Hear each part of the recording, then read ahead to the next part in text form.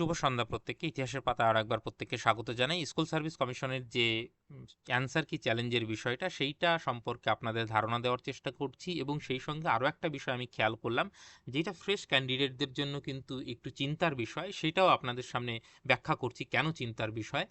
বিশেষ করে যারা একটু পড়াশোনা করে ভালো খেটে দিয়েছেন, তাদের জন্য কিন্তু এটা মোটেও সুখকর নয় বা ভালো নয়। তো চলুন দেখা যাক, এইখানে গিয়ে আপনারা লগ ইন করে আপনাদের যে মানে ইয়েটা ক্যান্ডিডেট আইডি সেইটা দিয়ে কিন্তু লগ ইন করে আপনার প্রোফাইলে ঢুকতে হবে। আপনার যে ড্যাশবোর্ড, সেইখানে ড্যাশবোর্ডে ঢুকলেই আপনারা দেখতে পাবেন মডেল অ্যান্সার কি অবজেকশন রেজিস্ট্রেশন সিস্টেম। ওইখানে ক্লিক করলেই আপনাদের সামনে এইরকম একটা ইন্টারফেস খুলবে।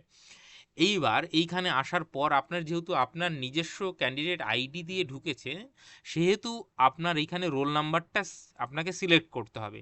আপনি যদি দুটো পরীক্ষা দিয়ে থাকেন, তাহলে আপনি 9-10-এ করলে তাহলে শুধু 9-10-এর এখানে মানে রোল নাম্বারটা সিলেক্ট করবেন, আর 11-12 করলে তাহলে 11-12-এর রোল নাম্বারটা সিলেক্ট করবেন। এইটা কিন্তু আপনি দেখে করবেন, অ্যাডমিট দেখে, যাতে ভুল না হয়। সেই সঙ্গে আপনারা যদি একটা দিয়ে থাকেন, তাহলে তো এখানে একটাই শো করবে রোল নাম্বারটা।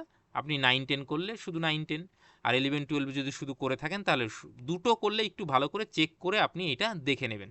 রোল নাম্বারটা দিলেন। এবার রোল নাম্বার দেওয়ার পরে আপনাকে কিন্তু আর কোনো ডিটেলস দিতে হচ্ছে না, কারণ আপনি কোন সাবজেক্টের কোন বিষয়ে কিভাবে পরীক্ষা দিয়েছেন, এই রোল নাম্বারের বেসিসেই, আর আপনি যেহেতু প্রোফাইল দিয়ে ঢুকেছেন, সবটা ডিটেক্ট হয়ে গেল। তাহলে আপনাকে আলাদা করে আর কিচ্ছু করতে হচ্ছে না।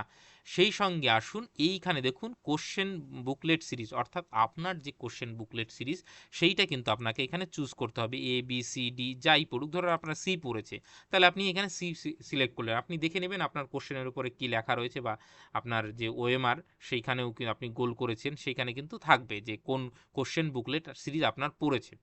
সেই সিরিজ অনুযায়ী আপনি এইবার অবজেকশন করবেন কোন নাম্বারে, ওই কারণ প্রত্যেকটা সিরিজের কোশ্চেনের নাম্বার আলাদা আলাদা। ধরুন এ সিরিজের 1 নাম্বারের কোশ্চেন বি সিরিজে হয়তো 25 নাম্বারে রয়েছে, সি সিরিজে হয়তো সেটা 37 নাম্বারে রয়েছে। তো এই ধরুন সি সিরিজ, আপনি ধরুন একটা যে কোনো এইখান থেকে 1 থেকে 60 অবধি রয়েছে, আপনি দেখে নেবেন আগে যে আপনি কোনটা কোনটা চ্যালেঞ্জ করতে চান।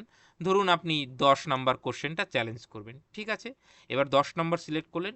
এবার 10 নম্বরের অ্যান্সার কিতে, মডেল, এই যে মডেল অ্যান্সার কিতে, প্রভিশনাল অ্যান্সার কিতে স্কুল সার্ভিস কমিশন কি অ্যান্সার নিয়েছে সেইটা দিতে হবে। ধরুন এ অ্যান্সার নিয়েছে, কিন্তু আপনার মত অনুযায়ী সেই অ্যান্সারটা নয়, তাহলে কোনটা অ্যান্সার, এইখানে সেইটা সিলেক্ট করতে হবে। আর এইখানের যে অপশনগুলো দেখুন, এ বি সি ডির বাইরেও কিন্তু আরও 3টে অপশন রয়েছে, এবং এই 3টে অপশনের জন্যই আমি বলছি যে ফ্রেশ ক্যান্ডিডেটদের জন্য এটা কিন্তু একটা খারাপ খবর। কেন খারাপ খবর? প্রথম কথা হচ্ছে, এ বি সি ডির মধ্যে যে কটা, যেটা হলো আপনি আপনার অনুযায়ী সিলেক্ট করলেন, কিন্তু নো অ্যান্সার ইজ কারেক্ট। প্রথমত ভুল কোশ্চেন কেন করবেন?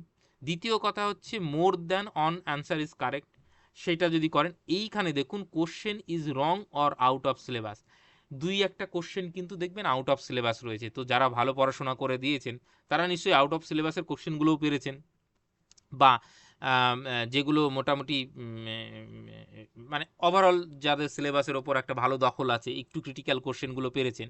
কিন্তু সেইটা যদি এখন বাদ দিলেই কি হবে, সবাইকে নাম্বার দেবে। কথাটা ভালো করে বুঝুন, এই 3টে অপশন, ধরুন নো অ্যান্সার ইজ কারেক্ট, তার মানে কি প্রত্যেকে নাম্বার পাবে। অথবা আপনি যদি বলেন রং কোশ্চেন অথবা আউট অফ সিলেবাস, তাহলে প্রত্যেকে নাম্বার দেবে।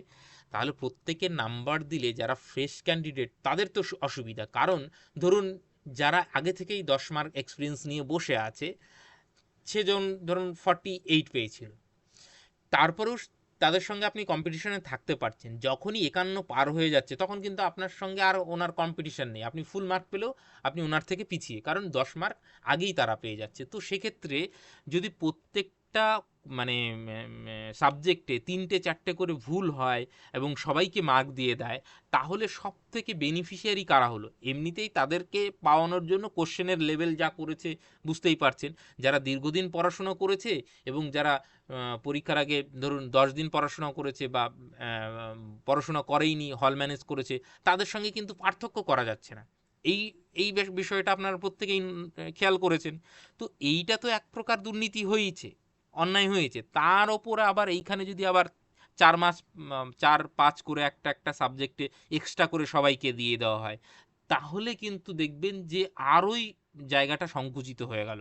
যারা একদমই পড়াশোনা করেনি তারপরেও হল ম্যানেজ করে ধরুন 47-48টা ঠিক করেছে, তো সে যদি আবার 4 মার্ক পেয়ে যায়, তো তার আবার যদি এক্সপিরিয়েন্স থাকে, তাহলে তো বুঝতেই পারছেন। তো সেই জন্য এইটা কিন্তু ফ্রেশ ক্যান্ডিডেটদের সঙ্গে আবার একটা ইনজাস্টিস হতে যাচ্ছে। তো কিছু বলার নেই। তো যাই হোক, এই অপশনগুলো আপনি যেটা মনে হবে সেইটা দেওয়ার পর এইখানে আপনি সাবমিট করবেন আপনার অবজেকশন। এবং একাধিক করতে চাইলে ধরুন আপনি দুটো করবেন, তাহলে অ্যাড করবেন এখানে।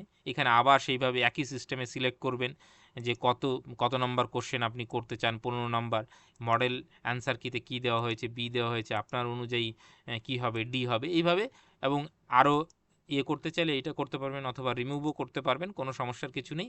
দেন তারপরে আপনি সাবমিট করবেন, দিয়ে আপনাকে 250 কেবির মধ্যে আপনার সাপোর্টিং ডকুমেন্টস কিন্তু আপলোড করতে হবে। দেন তারপরে আপনাকে পেমেন্ট করতে হবে 100 টাকা। তারপরে পুরো কাজটা হবে এবং সেটা সমস্তটাই প্রোফাইলের মধ্যে হবে। আশা করি বোঝাতে পারলাম।